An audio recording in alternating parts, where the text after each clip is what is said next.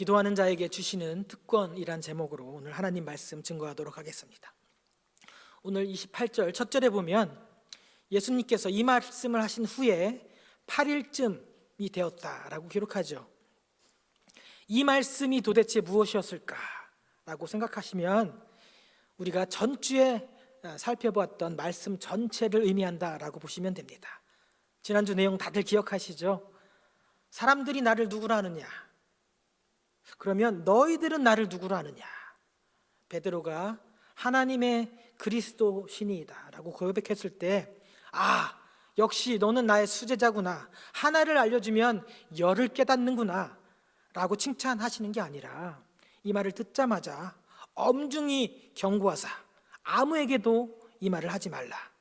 인자는 앞으로 제사장들과 장로들과 서기관들에게 버림을 받고 죽임을 당하고 그리고 제3일 만에 살아나리라.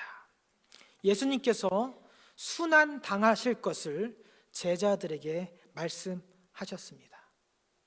성경은요, 이 말씀 곧 예수님께서 죽임 당하실 것을 순환 예고라고 하는데 계속해서 제자들에게 누차례 말씀하셨습니다. 마가복음, 마태복음 그리고 누가복음에서 정확하게 기록된 것만 3번씩 기록되어 있고요. 그 다음에 그 외에도 별세하실 것이다 라고 말씀하신 것까지 통해서 여러 번 제자들에게 말씀하셨습니다. 그러면 이 정도로 반복해서 나는 고난을 받고 죽임을 당할 것이다 라고 말씀하셨다면 적어도 주님의 제자들 12명 그들 중에 1명 정도는 진정성 있게 주님, 그러면 우리가 무엇을 해야 될까요? 주님, 우리가 무엇을 준비하면 되겠습니까? 이렇게 되묻는 제자가 1명도 없었다는 것입니다. 제자들의 머릿속에는 온통 저렇게 능력 많으시고 기적과 귀신을 내어 쫓으시는 그 예수님께서 우리의 리더가 되셨으니 이걸 그대로 밀고 예루살렘까지 가면 우리를 압제하는 로마 다 몰아내고 주님께서 이스라엘의 왕이 되실 것이다. 그러면 주님을 열심히 따랐던 나도 뭔가 한 가지 자리를 차지할 수 있지 않을까, 그런 생각만 했다는 것이죠. 입으로는 예수님을 주님은 나의 그리스도이십니다, 주님은 나의 구원자이십니다 라고 고백을 하면서도 그들의 이 검은 속내에는 저분이라면 우리가 빼앗겼던 이 이스라엘 왕국을 회복시킬 게구나, 로마로부터 압제당하는 로마로부터 우리를 구원해 주실 승리하실 그리스도겠구나, 내가 바라던 우리 민족이 그렇게 간절히 원하던 정치적 메시아가 맞겠구나. 제자들에겐 우리 예수님께서 고난의 종, 가시관을 쓰신 종이 되시면 안 되었다는 것이죠. 그렇게 믿지 못하는 제자들에게 오늘 본문도 예수님께서 하나님께서 상상하지 못하는 방법으로 예수 그리스도를 따른다는 그 길이 무엇인지 보여주는 본문입니다. 이 말은 예수님께서 순환고지를 하시고 8일쯤 되었다라고 기록하죠. 그런데 똑같은 내용을 전하고 있는 마태복음, 마가복음에선 엿새 후라고 기록합니다. 시작부터 막 두통이 몰려오려고 합니다. 왜 다른 걸까요? 8일과 6일 큰 차이죠. 신학자들은 저마다의 기준을 내놓습니다.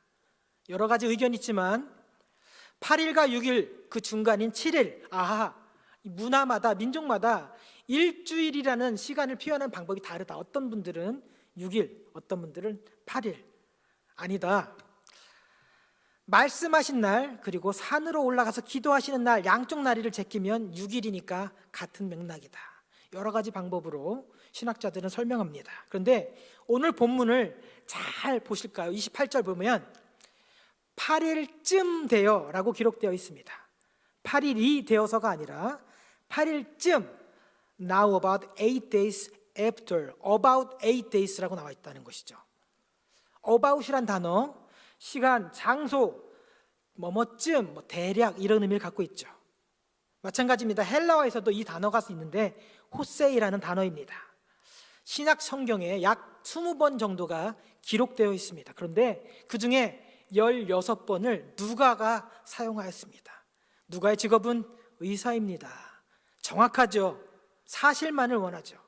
그런데 왜 누가는 이 정확하지 않은 사실을 대충 얼버무리는 듯한 단어 쯤을 썼을까요? 그렇게 생각할 수도 있지만 우리는 지금 정확한 시계를 알려주는 시간이 있죠. 그죠? 근데 시계가 없던 시절 보는 이의 그 관점에 따라서 달라질 수 있는 것들이 분명히 있었을 겁니다. 이 호세이라는 단어, 대략쯤이라는 단어는요, 어설픈 사실을 이게 맞아 자기의 내용을 주장하기보다는 차라리 아마도라는 단어, 대략이라는 단어를 사용하여서 조금 더 진실에 가깝게 기술하려고 했다는 것을 우리가 깨달아야 됩니다. 누가복음은 AD 60년경에 쓰여졌습니다. 그러면 예수님이 돌아가신 후에 30년이 지난 이후에 기록된 보고서입니다. 그래서 누가복음 1장 1절에서는 이 일들을 모든 근원부터 자세히 미루어 살폈다라고 기록하고 있습니다. 정말로 진실 그리고 사실만 기록하고자 했던 이 누가의 입장에서는 오히려 30년 전의 사건을 정확히 엿새날이었습니다 라고 하기보다는 아마 8일쯤 정도 지났을 겁니다 라는 표현이 더 진실에 가까웠다라는 것이었죠. 사실 요즘도 보면 카더라 통신이 있죠. 카더라, 누가 뭐라 카더라. 일부 사람들이 자기들이 보고 들은 그 관점의 이야기들을 아주 과장해서 만들죠. 그것을 거짓 뉴스, 가짜 뉴스라고 합니다. 어느 것이 진짜인지 사실 요새 뉴스들은 구분하기가 너무너무 어렵습니다. 그렇다고 두 눈과 두 귀를 닫아놓고 살아갈 수는 없지요. 종교개혁, 예배개혁 하면은 가장 중요한 개념이 아디아포라라는 개념입니다. 성경에는 하라 그리고 하지 말라 이렇게 정확하게 명령한 것 그리고 금지한 것을 있습니다. 그죠? 그런데 그 외의 것들은 가치 중립적인 것입니다. 종교개혁자들이 루터, 칼빈 그리고 쯔빙걸리가 이 부분에 대해서 하나님이 말씀하시지 않은 가치 중립적인 것에 대해서 서로가 의견이 다 달랐습니다. 성경이 명확하게 하라, 하지 말라라고 기록하는 명령들을 디아포라라고 하고요. 그리고 성경이 정확하게 말하지 않은 것들을 그래서 의미대로 우리가 할 수 있는 것들을 아디아포라라고 합니다. 그래서 이 아디아포라, 비본질적인 문제에 관해서는 이렇게 우리가 쉽게 이야기를 하면 될 것 같습니다. 본질적인 것에는 일치를, 그리고 비본질 것에는 자유를, 그리고 모든 것에는 사랑을 이렇게 행하면 되겠죠. 주님께서 주신 그 자유 안에서 모든 것이 과하나 그렇다고 모든 것이 유익하지는 않다는 것을 우리는 깨달아야 됩니다. 하나님의 말씀 이외의 것들은 서로가 서로를 존중하고 겸손하게 남을 섬길 수 있는 웨슬리 공동체가 되시길 축복드립니다. 예수님께서 이렇게 순한 예고를 하시고 베드로, 요한, 야고보 이렇게 3인방을 데리고 기도하시러 산으로 올라갔습니다. 오늘 이 사건은 변화선 사건이라고 널리 알려져 있는 본문입니다. 그런데 예수님의 모양이 변화되는 것, 그것보다 더 중요한 것이 바로 기도하는 자에게 어떤 특권을 부여하신다라는 것을 보여주는 사건입니다. 28절에도 29절에도 보면 예수님께서 기도하실 때 예수님의 용모가 변화되었다라고 기록합니다. 즉 기도하는 자에게만 주시는 특권이 있는데 첫 번째 특권이 뭐냐? 기도하는 자에게는 예수님의 영광스러운 모습을 보여주신다는 겁니다. 주님의 영광을 보여주신다는 겁니다. 이 세 명의 제자들 외에 다른 제자들은 예수님의 영광스러운 광채를 보지 못했습니다. 오직 베드로, 요한, 야고보만 보았습니다. 예수님과 기도하러 산에 올라간 제자들에게만 보여주셨습니다. 우리가 대화할 때 하나님께 영광 돌립니다라는 말을 참으로 많이 고백을 합니다. 고린도전서 6장 19절 보면 20절에 보면 너희 몸은 너희가 하나님으로부터 받은 바 너희 가운데 계신 성령의 전인 줄을 알지 못하느냐.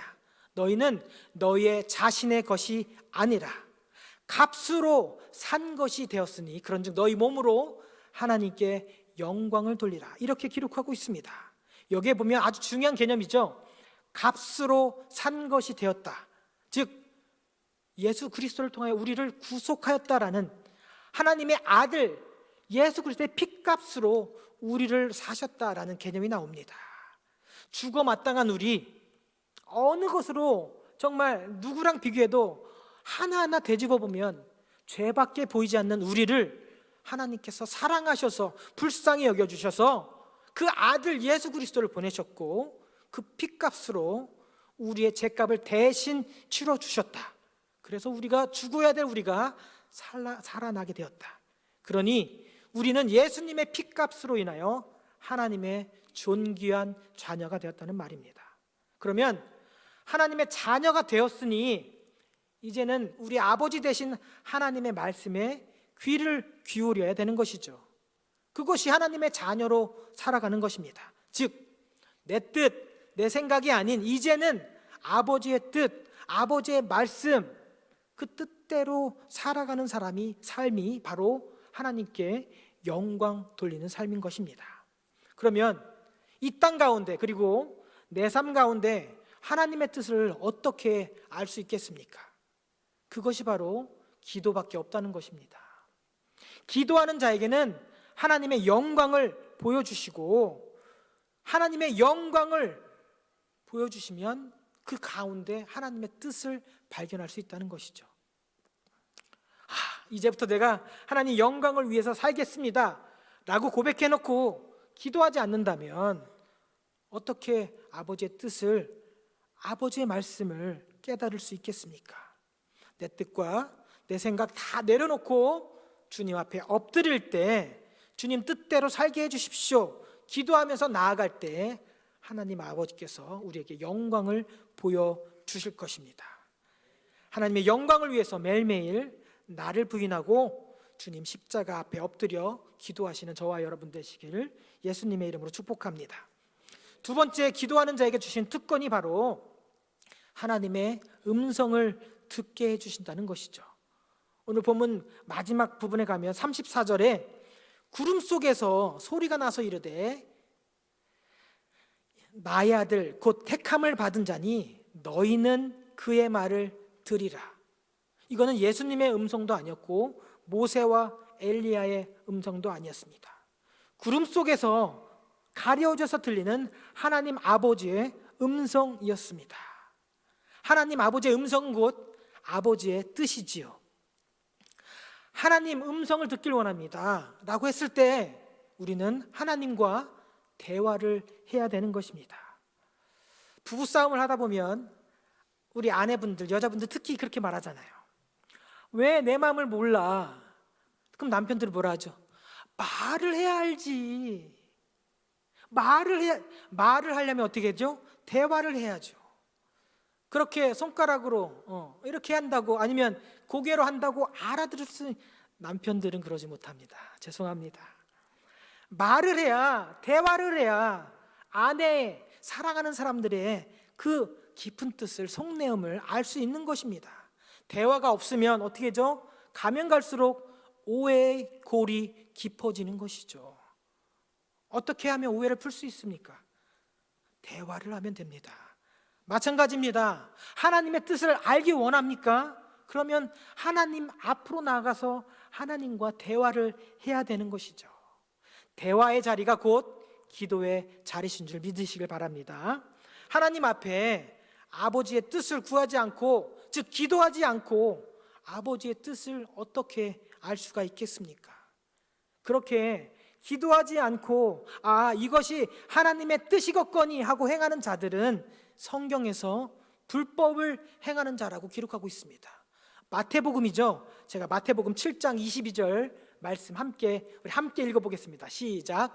그날에 많은 사람들이 나더러 이르되 주여 주여 우리가 주의 이름으로 선지자 노릇하며 주의 이름으로 귀신을 쫓아내며 주의 이름으로 많은 권능을 행하지 아니하였나이까 하리니. 다음 절이요.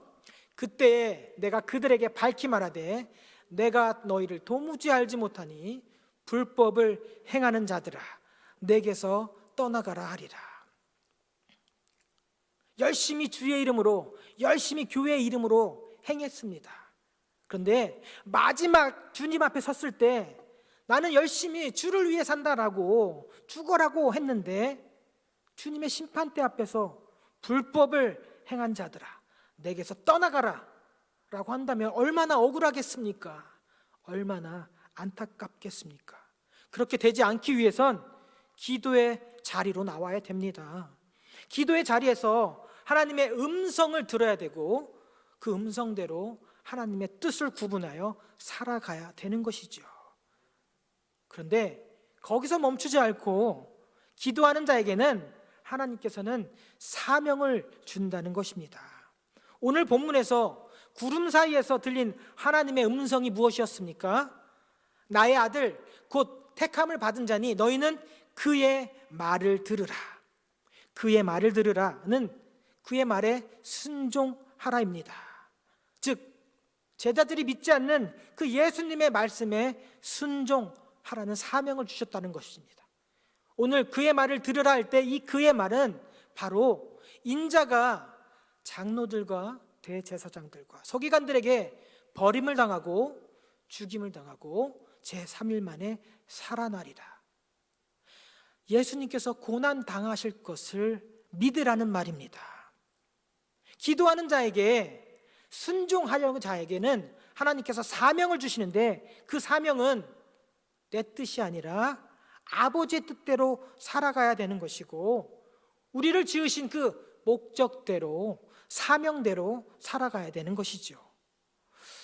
오늘 본문을 읽다 보면 왜 예수님은 항상 베드로, 요한, 야고보 이 세 명만 편애하실까? 왜 더 사랑하실까? 그런데 사실 이 세 명의 제자들 말고도요 성경에 보면 창세기부터 왜 하나님은 아브라함을 택하셨을까? 아니 에서가 장자인데 왜 에서를 선택하시지 않고 차자였던 야곱을 택하셨을까? 왜 모세를 택하셨을까? 궁금할 때가 너무 많이 있습니다.